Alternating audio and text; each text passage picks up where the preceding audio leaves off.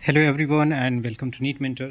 In this video, which will be the last video before examination, I'm going to give you some important tips and tricks and how you should face the examination, how many questions you should attempt on the day of examination, okay, and like how much question you should attempt to get a decent score, okay, and what is the strategy to tackle the negative marking, okay, and what the research says, and how should go for improving the score, how you can manage the time, okay, in what time slot you can divide it into, and how to improve the score, what kind of strategy you should follow in the examination to give you like benefit, okay. It all based on the research from different examinations where the questions are from MCQ, okay. So if you're new to the channel, you can subscribe this channel, and you can also call us for paid counseling guidance after the examination is done, okay. Based on the recalls, you will go able to get to know about the rough score you are going to get, okay. And you can also download the ebooks which is available in the description.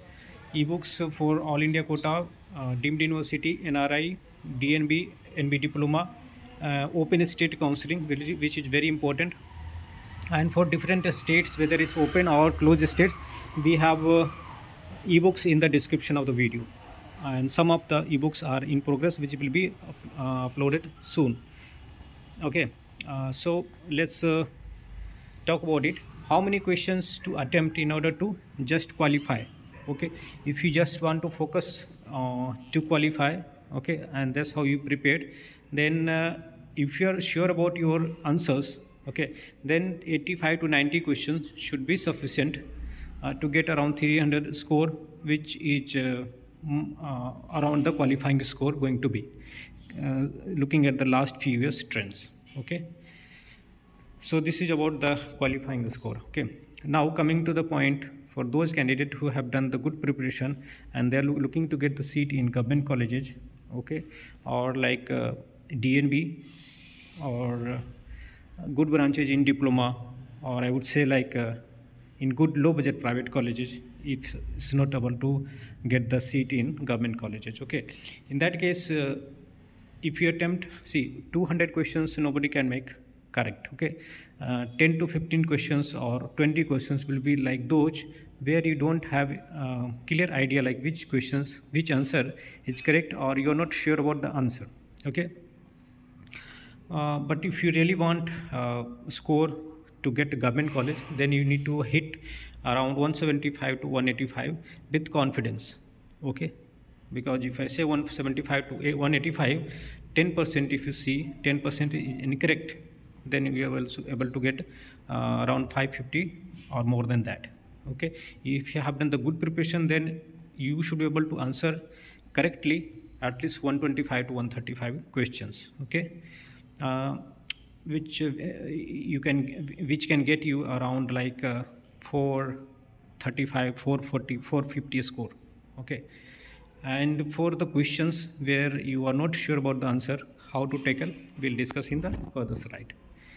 Like a strategy to tackle negative marking. See, negative marking question paper, you need to understand there is 25% of negative marking.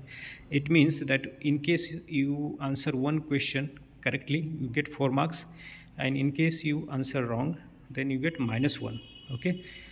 So more number of incorrect questions will lead you to get bad score, okay.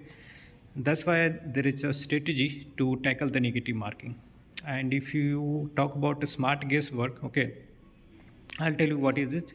So if you see the probability, then there are 4 options, and out of that 1 will be correct, okay. So as per the theory and practical permutation combination, it is possible that out of 4 answers, if you are guessing it, okay, then you get 1 answer correct. In that case also 3 are incorrect and 1 is correct, then you are getting 1 mark, okay, and 1 mark is very important in NEET PG. It can influence your rank by several thousands, okay. What research says about negative marking? 64% candidate would not answer any unknown question, 26% would say that I will see the question and then I'll go for like whether I should make any guess. Okay, and 5% say that they answer all the question because they are not sure about their preparation, they just want to qualify somehow. Time management is very important. Okay, I would say don't allow like 210 minutes, 3 hours and 30 minutes, that is 210 minutes to attempt the question from start to end.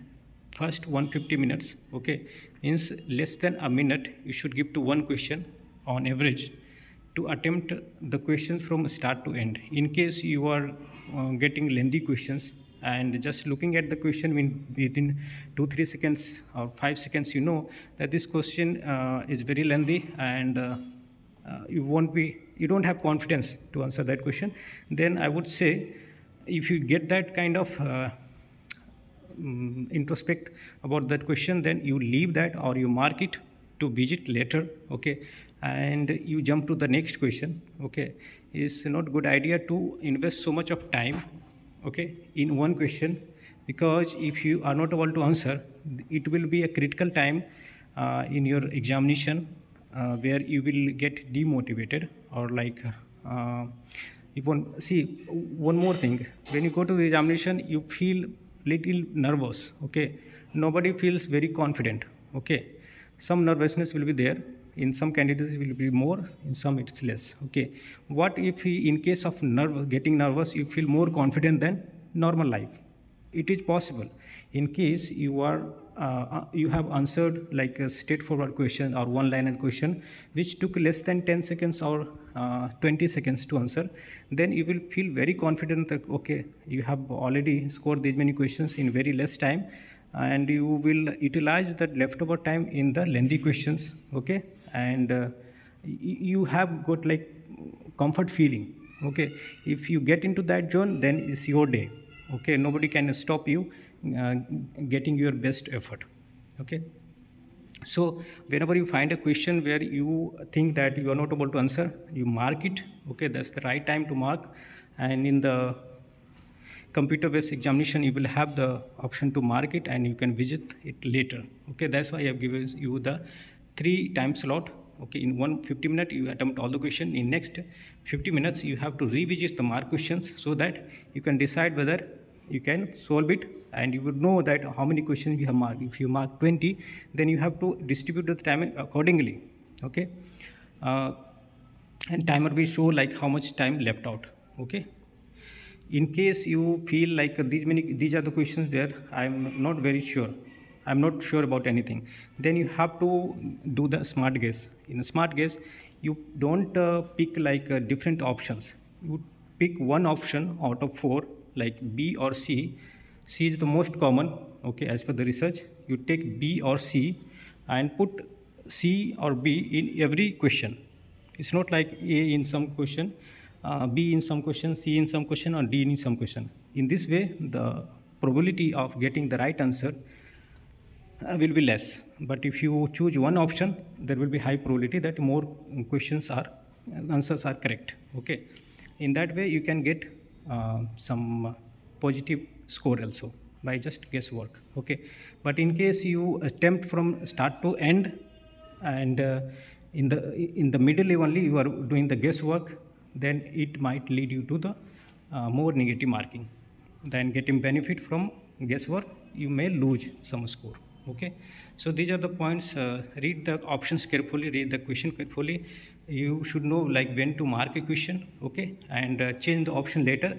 It happens that in the examination, when you read one question, you are not able to get the answer, but when you visit other question, you are able to match with the other question only, like what will be the answer for the previous question. So it also happens. So you can change the option later also if you're sure, but I wouldn't suggest changing the option later because you don't have much time to invest so much time in single question. So once you finalize the answer, that should be the final. Okay, don't be doubtful about it. Do a smart guess and don't spend too much time in one question. Build your confidence by answering one-liner question and a straightforward question. the questions from those subjects where you have more command, so that you feel confident of going for the other questions where it's more lengthy, more clinical based, okay, image based questions, okay, so that you can put more time to get the answer from those, okay. So it's not good idea to answer, to provide equal time to all the question.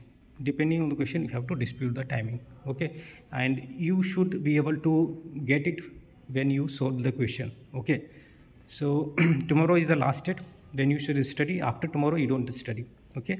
You go to sleep at night or little early, okay, because you have to wake up little early, and then you don't need to think about the examination or any revision or anything, okay. It will just puzzle your mind, okay. So this sort of experience, based on experience and feedbacks from other candidates, I've shared, like how you should tackle the exam day, okay, how many questions you should attempt and all such things. Thanks for watching. Have a nice day.